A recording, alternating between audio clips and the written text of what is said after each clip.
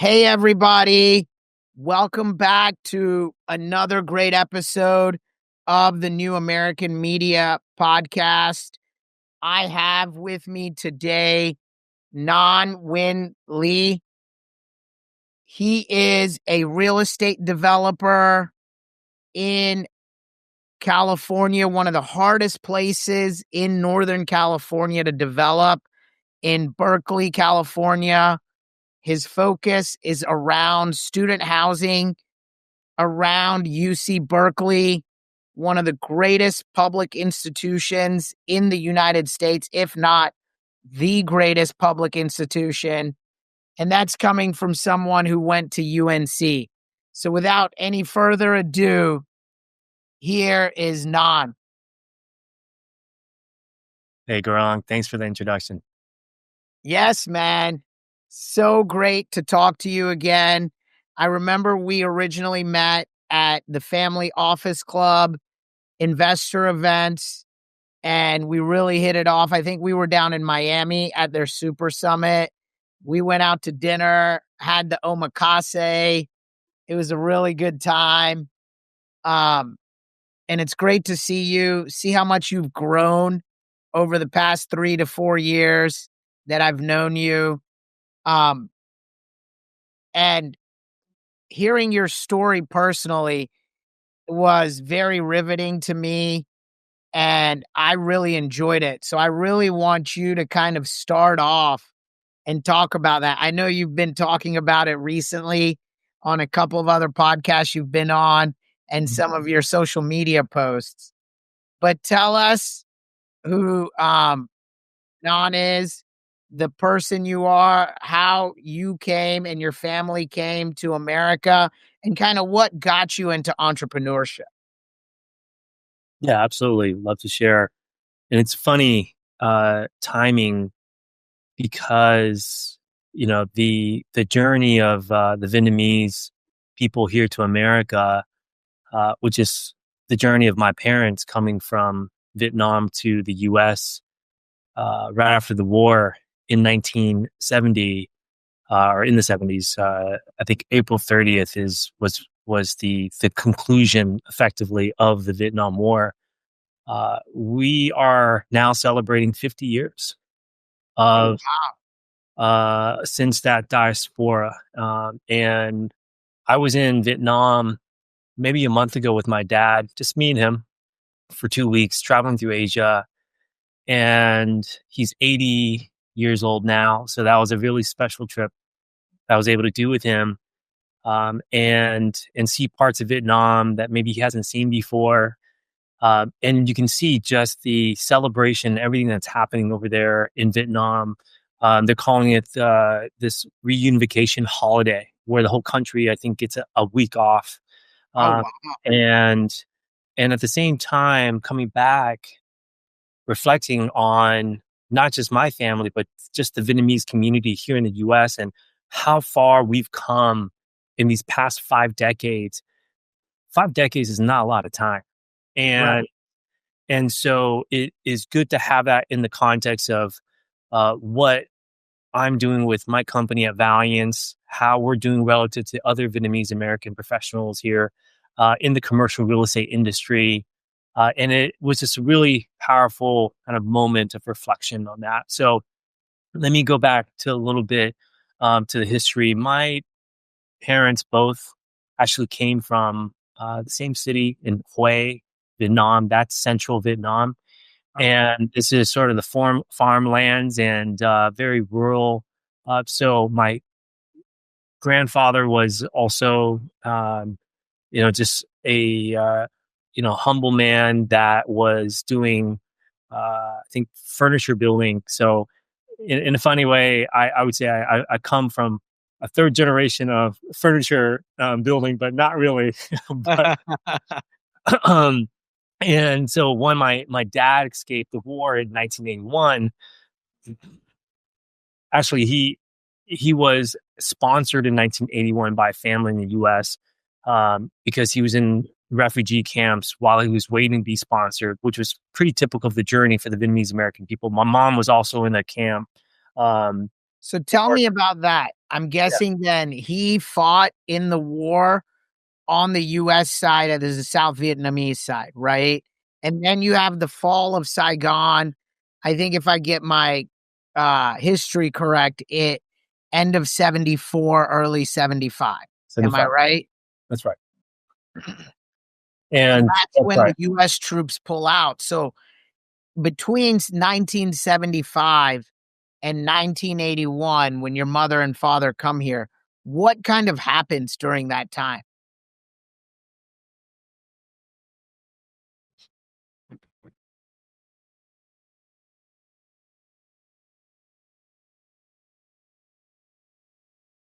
I think you can only imagine when war has teared your family and country apart for decades of time, and it's finally coming to this conclusion, and now your life and your family, your everything is at risk. It just becomes pure survival mode, and everybody is trying to get out, or else they are going to be executed. They're going to be put into encampment trips, in re-education um, camps. And so that's where you had millions of people doing whatever they could to leave the country Right. and escape. And some of them have been multi-year journeys. And you would go on a little fishing boat, cram yourself in there, go on the water, not knowing where it's going to go, not knowing whether you're going to survive being attacked by ships of pirates, being robbed, all the things that you can only think about in like nightmares are these people's realities. And Wow. you then get lucky, get picked up by maybe an American ship or some other ship.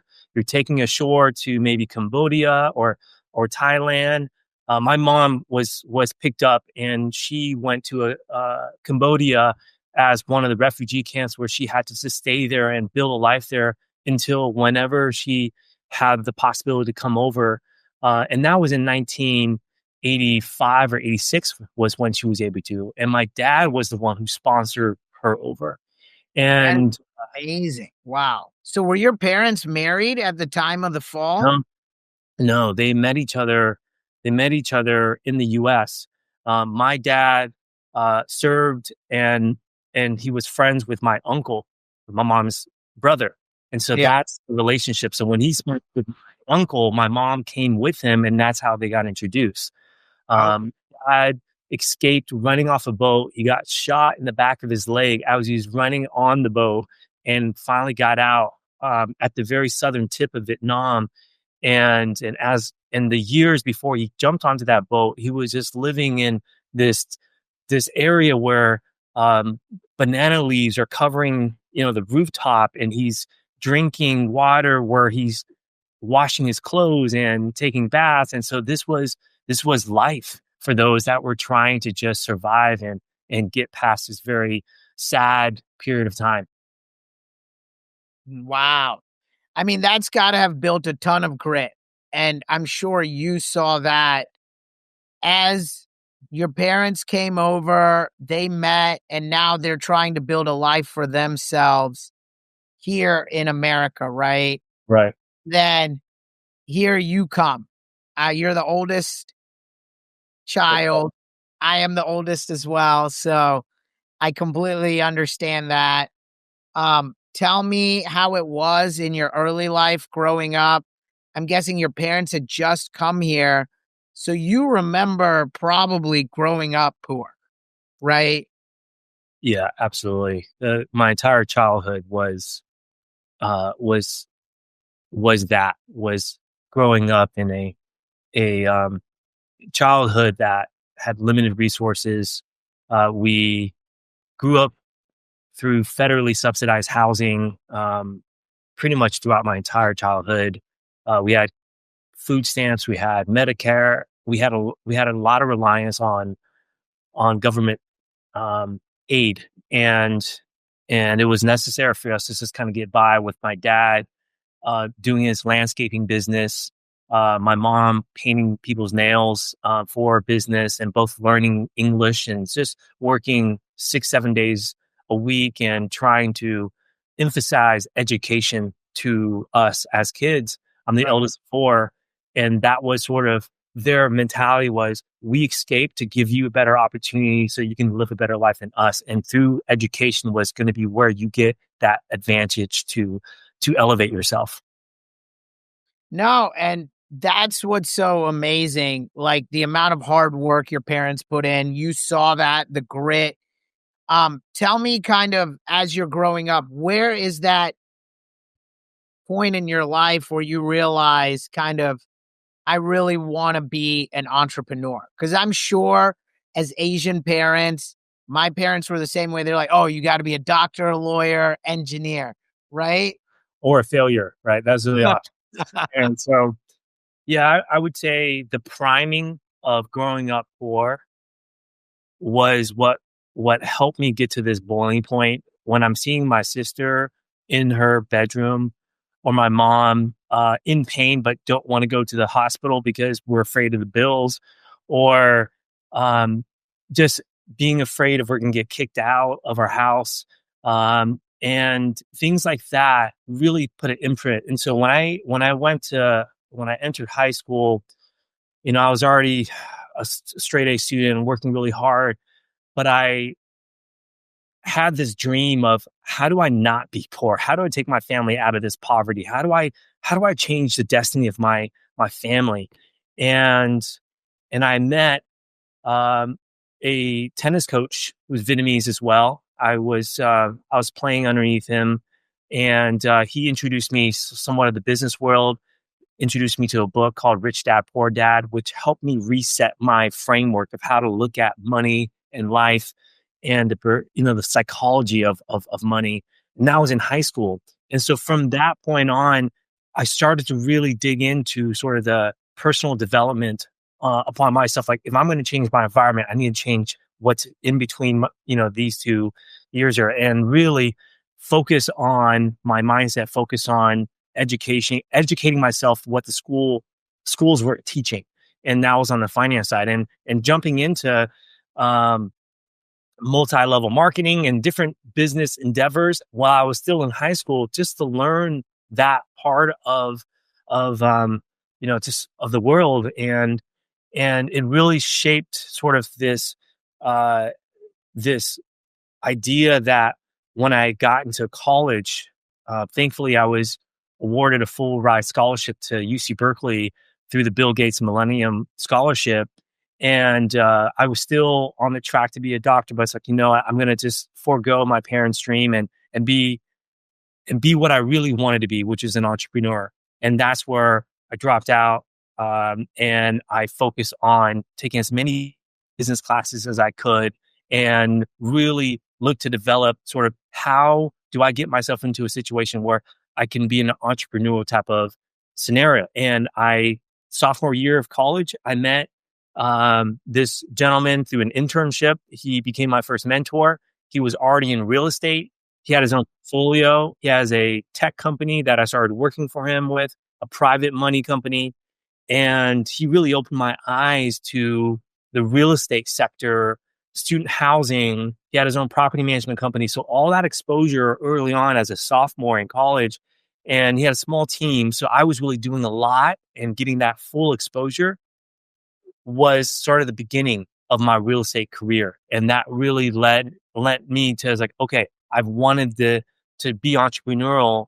And now real estate coincidentally comes into my life, and now embracing all the parts of it, all the good, all the bad, and seeing how another entrepreneur did it for himself.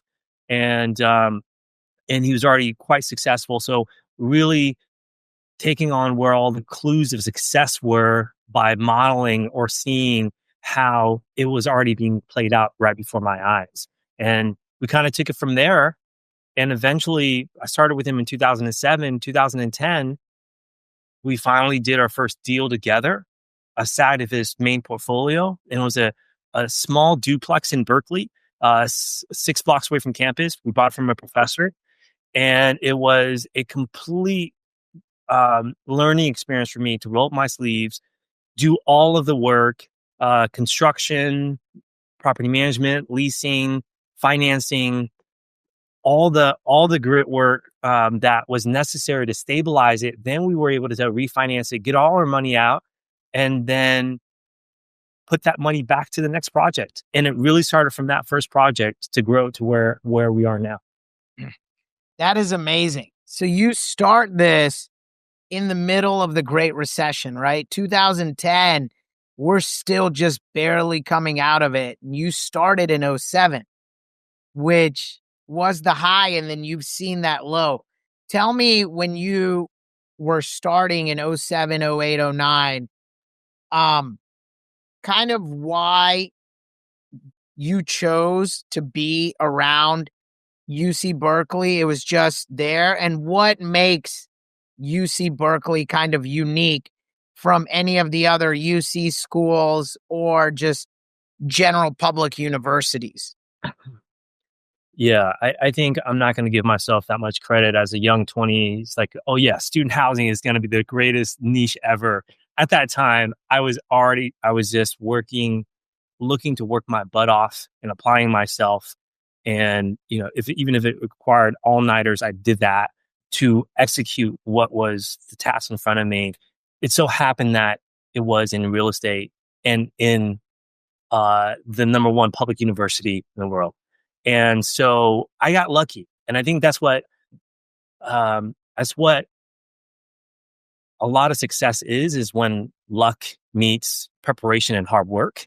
And you combine all that together, and you get something magical. And I think that was, it was very lucky for me to be in that situation during that time.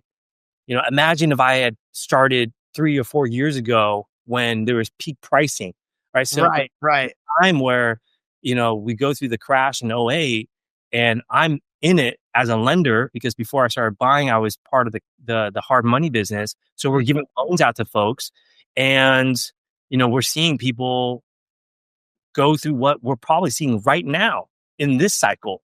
Yeah. And so Foreclosing on people, right? As a hard money lender, you were foreclosing on people. that's right. That's right. And that was a whole new landscape for a lot of people going through the trustee sales process, the deed in lieu process, and with Dodd-Frank new legislation coming out, everybody was learning what had to be done to follow procedure and be compliant.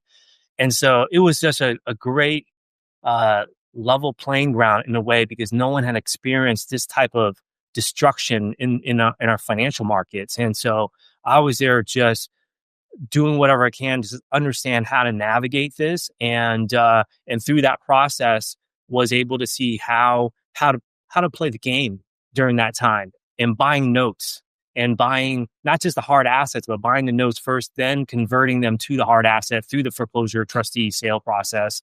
And then once we own the hard asset, is going through that renovation and repositioning process for that particular asset. And this was all over Northern California, so it wasn't just Berkeley at the time. And so we were Northern California focused, and buying wherever the opportunities came from. Yeah. And I think at that time, we wish we had more money. We wish we had more opportunities buying in 2010. People didn't know, but those were some of the best years, just because of timing. Yeah. I mean, everything dropped 50 to 75%. It was amazing. You look at it today, since COVID, we've gone up probably over 100% in pricing just from 2019. It's been crazy, but that's what happens when you print trillions of dollars. That's right. So you start the business, you've got this duplex going. What is young Nhan thinking at this time, and kind of how do you build this company? Where's your kind of mind frame and headset at over those first couple of years of starting that first duplex and moving forward?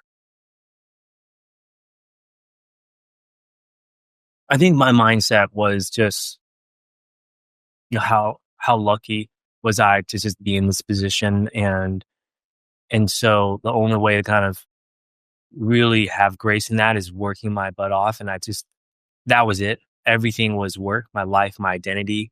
And so every waking moment was really about how do I build this bigger? How do I grow this bigger?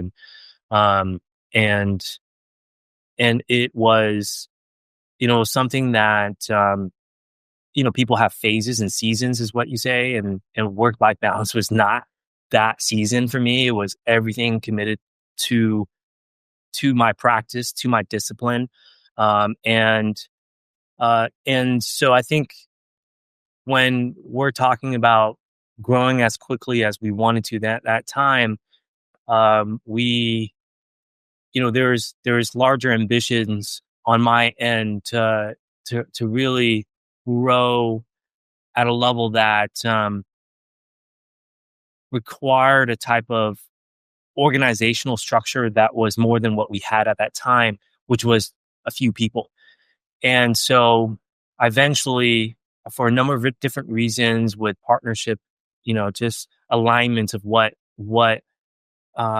was desired by myself versus my senior partner mentor at the time, who I'm indebted for everything he's provided in terms of guidance um and really that mentorship.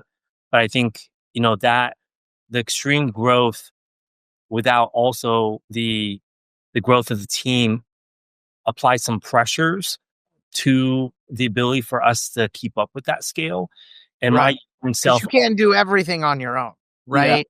And that's probably some of those biggest lessons that you learn in management is how to delegate tasks and try to figure out who is best fitted, because you want to have a room of folks that are even smarter than you that could be working for you in their special areas, right, whether it's zoning, civil engineering, sales, marketing, project management, all of that, because there's only one of you.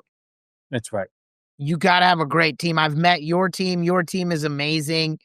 Um, and kind of want to piggyback off of that and understand what you did to start building that team and growing, and kind of some major milestones that you felt now looking back, oh my God, were we building this while we were flying the ship? How did we get this far to where we are today? Just want to hear a little bit about that.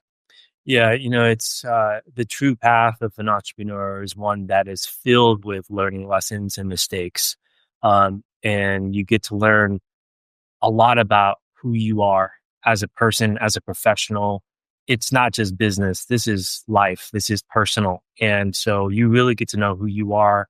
And at least hopefully that's the idea, is that you're learning and you're becoming a better person, a better human being, which equates to being a better leader, better person in the business sense. At least that's my perspective of it. And boy, has there been so many of those opportunities along the way as I've tried to build and grow to where we are today. I'd say it was a very volatile sort of beginning years, from um, early on, just jumping into it to even like 7 years ago, where you're learning who you are, partnership styles, visions. You strip away the ego part. You understand, where you're not good at certain things, and you have to Yeah. just accept that and all that. And so all those things should hopefully help point you in the right direction of of where you need to really focus, so that you can really be able to scale your business and not impede yourself from that type of growth, because you're you're being blinded by what you think you want to feel or know is the truth, which it may not be.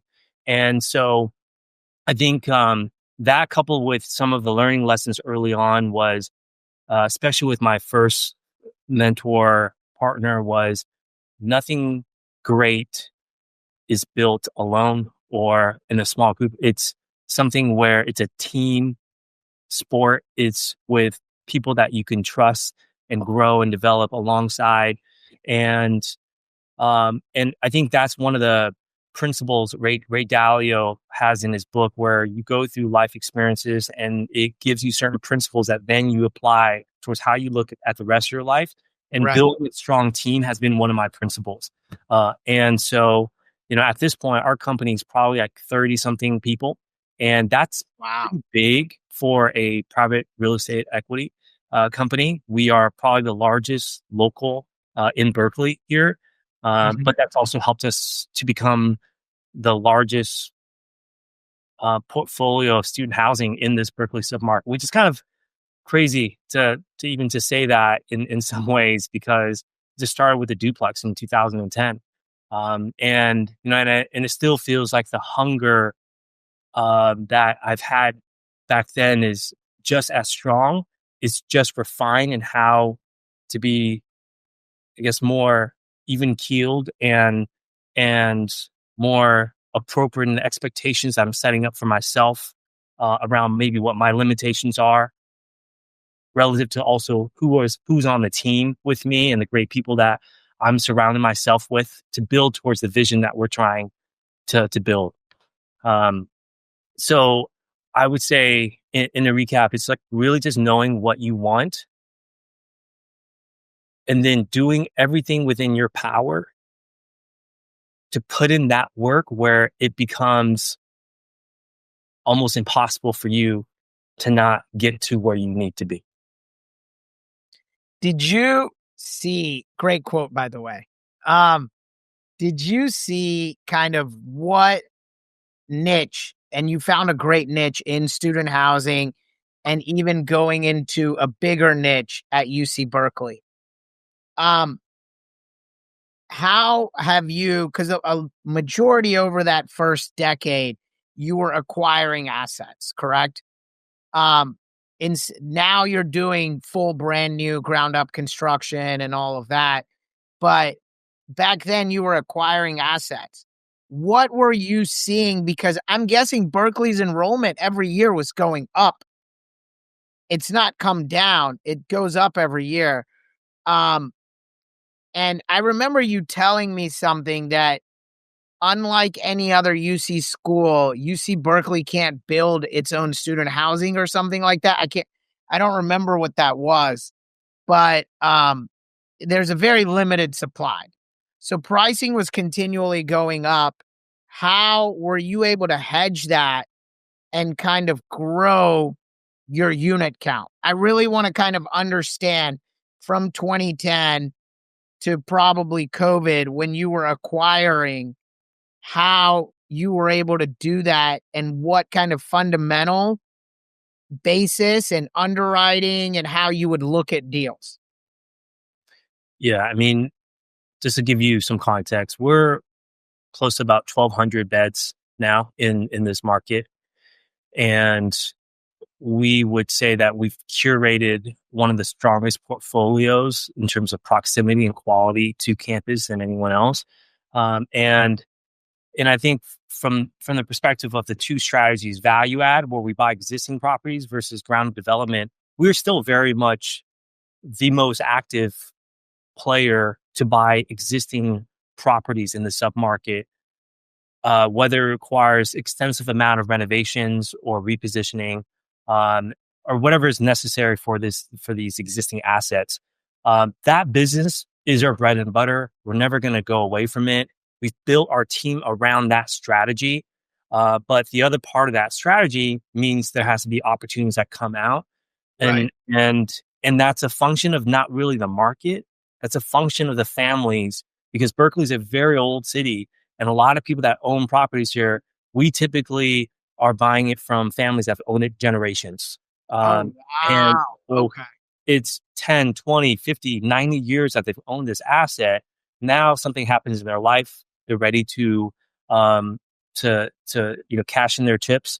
And that's where we want to be the first groups to be there to provide that option, and we buy from them. You have that inside track in the market because you're so familiar with it. You've grown up there. You went to school there. You've been there now, what, 20 years, I'll say, you Yeah, know? that's right. And I think it's not, it's all that plus in a market that's really tough and sellers are potentially fickle. Sometimes brokers only have one shot to make sure that they're not going to lose it to another broker, Right. or they want to make sure the deal closes. And so you Yeah. go to the person that has the best reputation to do that. Whether it's off market, on market, doesn't matter. It's just who do you feel confident that's not going to blow up my fee.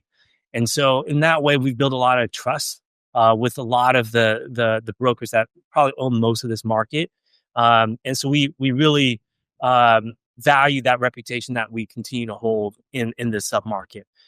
Because of that niche and that strategy, it has afforded us the opportunity to look at sites that are so close to campus. The highest and best use of that is for ground up development. And so where our value add strategy, we might look at projects that are within 6 blocks of campus, primarily focused on the south side of campus, which is one district of UC Berkeley's student housing geography, because that's where all the dormitories and Greek housing is at. On the value add side, we'll look at 6 blocks. On the ground up development side, we might be looking at 1 block away from campus. And so Right. that 1 block is even more rare, even more limited. And so it's Yeah, very, that's very difficult to get. Like, yeah, I know here, same thing. I know the guy who owns the whole left side of Franklin Street, right? Where you see all those pictures anytime we beat Duke or when we won the national championship, everybody's out in the streets at Franklin and Columbia. That's all retail. And, but now it's getting changed to mixed use. And really, the biggest player in our market, I remember when they were under construction during their first project, Ram Realty Advisors. They're a private equity group out of Florida, right? And they've built a ton of student housing around Chapel Hill. And Chapel Hill is similar, I think, to Berkeley in that uniqueness that it's a very walkable area. So even if you're 6 blocks, I'm guessing you're walking to class. Am I yes, right? Or absolutely. biking to class or taking one of these bird scooters or whatever to class. And it's very walkable.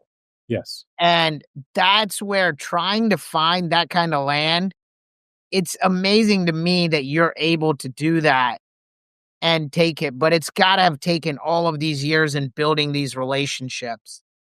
Yeah. And that's just amazing. That I think that's amazing what you have done, to build that and create that niche. What kind of headwinds are you seeing in the student housing market, if any at all? Right?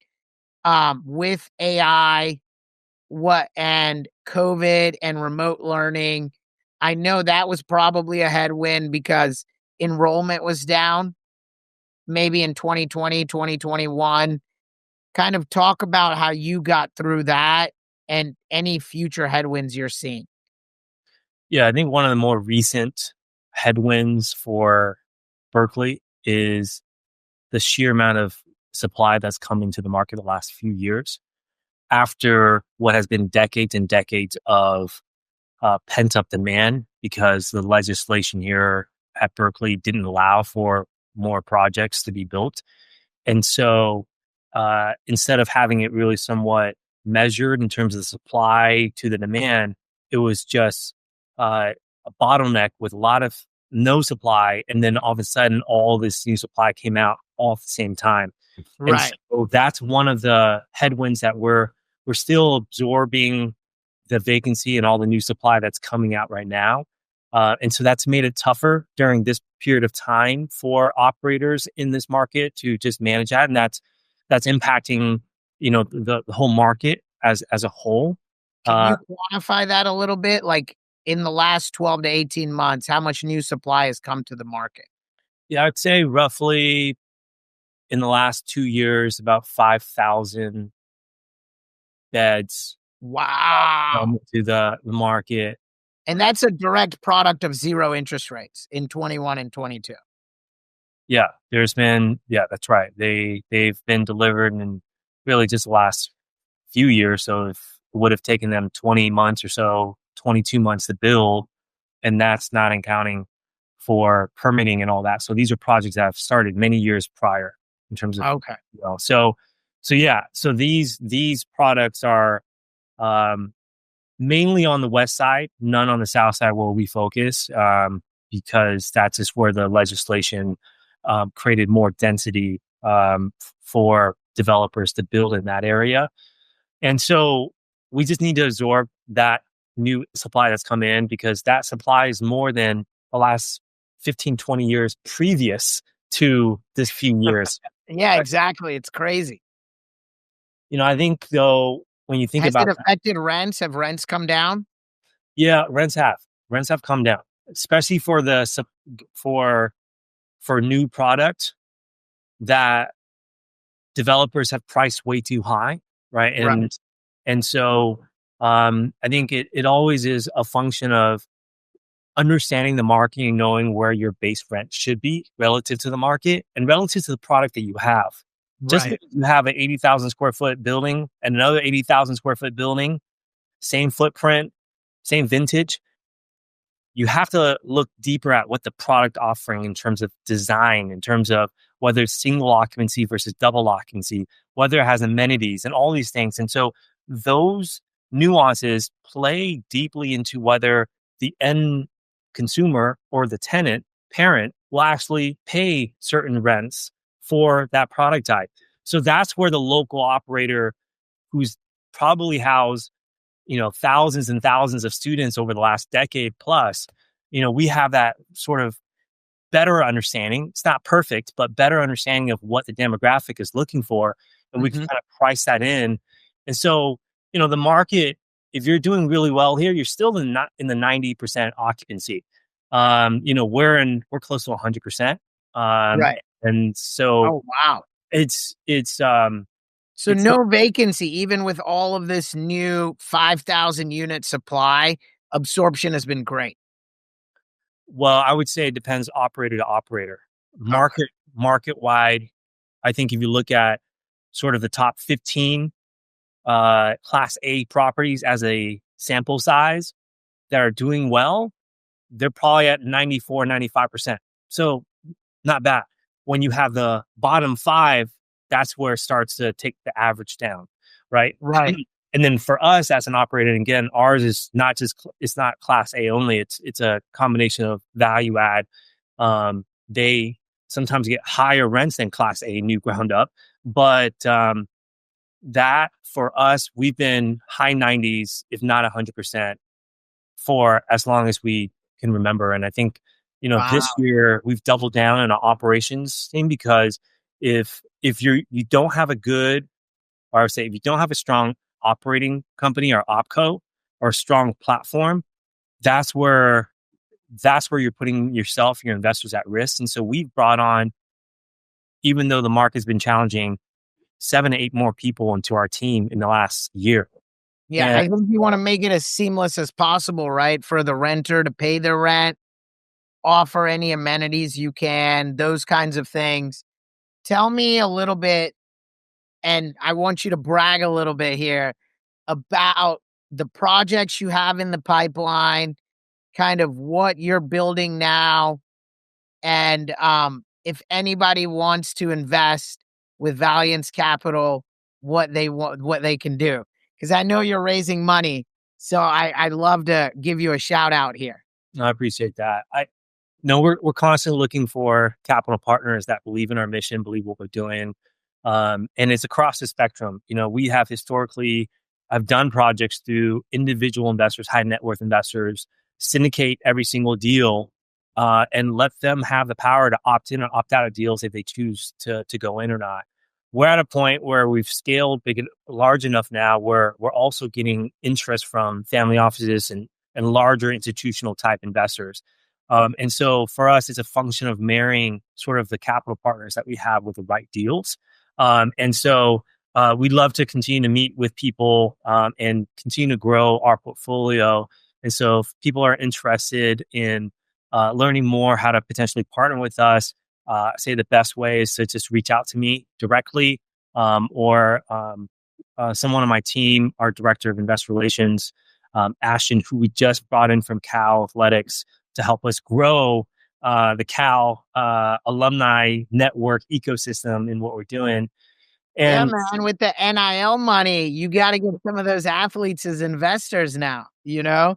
yeah, I reached out through our UNC athletic alumni base too, you know? I won't throw any names out there, but I've talked to a couple of basketball players. that's awesome. That's awesome. Yeah, it's a cool thing, and it's like it's this the story makes sense. We're right here in Berkeley. We're Yeah. serving housing for the students that go to Cal. We have partnerships with Cal Athletics, as a sponsor. So it's a really cool thing. And Berkeley also is home to, I think, the university that has the number one, as in the most VC backed startup founders across the nation. Stanford being number two. So there's a real hub here for people that want to be entrepreneurs, want to start their own companies, and housing is sort of a piece of that puzzle of how they get to live here and build something great. So that's another aspect of what we're trying to focus on. Have you rented to anyone in the last 20 years, you would say, that is now someone like major tech VC person that we would know? Uh, Any cool stories? yes, there is, but that's probably another podcast. But yeah, Like, that's did been. you know Marshawn? I did not know Marshawn, but What about Aaron Rodgers? Because Aaron Rodgers was at Cal. He was the Cal quarterback, yeah, right? yes, yes. So I think we'd love to do something with them. We've been in sort of similar circles of just family office connections, and I think we're I know they also I think they also invest in their community in this campus in certain ways, and so we're just starting to scratch that surface of really debuting ourselves into this Cal alumni network, this Cal athletics community, because I think we're doing something that's not only helpful to the student housing crisis, but also just helping people create wealth, helping people 100%. create passive income for the family and change their lives, or at least help improve it at a minimum. So that's why I enjoy what I'm doing, just because I know that there's a positive impact in the people that I'm working with. But in terms of the deals that I'm proud of, I mean, I I would suggest anybody that's out in Berkeley check out our ground up development project right next to Top Dog, which is obviously an institution here at Berkeley, Uh-huh. and a block away from campus. We're on our fifth story right now, and it's such an incredible project. I think it's going to set the bar in terms of what top tier student housing should be here in Berkeley. So I'm super proud of what's going to be. Hey, well, you guys are now in the ACC, okay? So I know we play Cal at some point, so I am going to come out and visit you very soon. Would love to host you. Would love to do that. Awesome, awesome. Tell me one thing. I ask this question with all my guests. What would you, Nhan, today tell a younger version of yourself or young kids today in high school or college that are thinking about going into entrepreneurship, that their family is first or second generation immigrant, or I like to use the term new American, right? And they have all of these cultural and societal pressures to conform and be this person and that person, and kind of how would you go about becoming and wanting to be an entrepreneur? Pros, cons, like how would you say that to 14, 15, 16-year-old today? I think the thing that has helped me the most, especially growing up in a environment where I grew up poor, my parents weren't really there to help me from a professional perspective.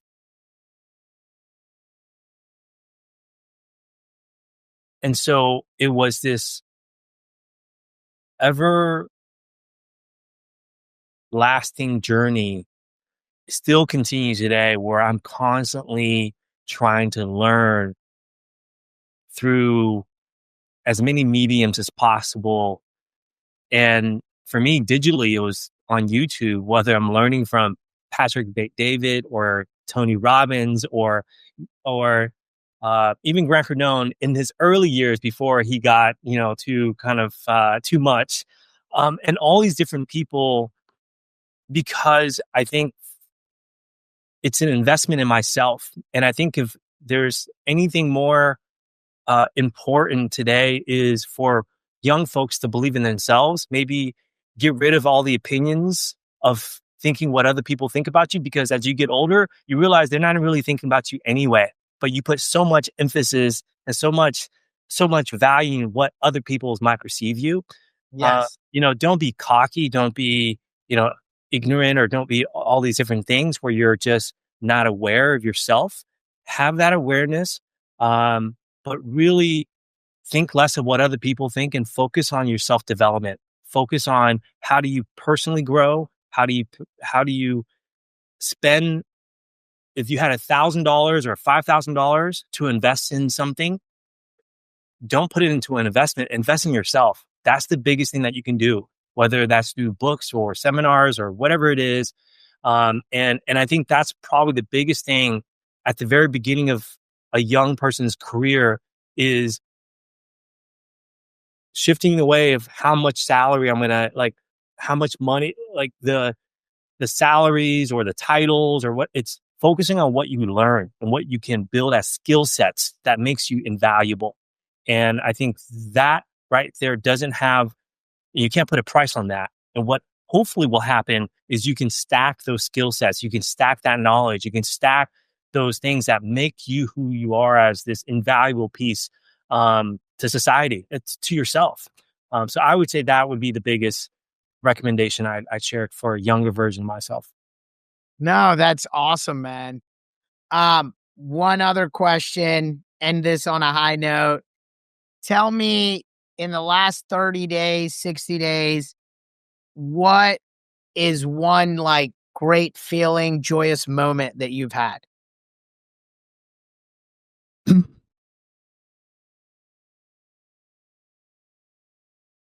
My dad was just after 18 months living with me. I thought we were in the clear. He has a medical condition where he has seizures, and a week ago he ended up in the hospital because he finally had a seizure walking to the park. And it was just another just sad moment to just realize how fragile life is for him. And then in that hospital, I thought about 3 weeks beforehand, I had taken him to Vietnam, Asia with me, and did this father-son trip. And one of the moments in that trip, he made a statement to me in Vietnamese, like, I can't believe how grateful, how lucky I am to be here with you. And as he's looking out in the horizon in our hotel room, and it was like that moment that I had no idea he was going to say something like that, because he's not very communicative of his feelings or emotions. Right, right. Uh, it meant the world to me. So that was like a really special moment, I would say.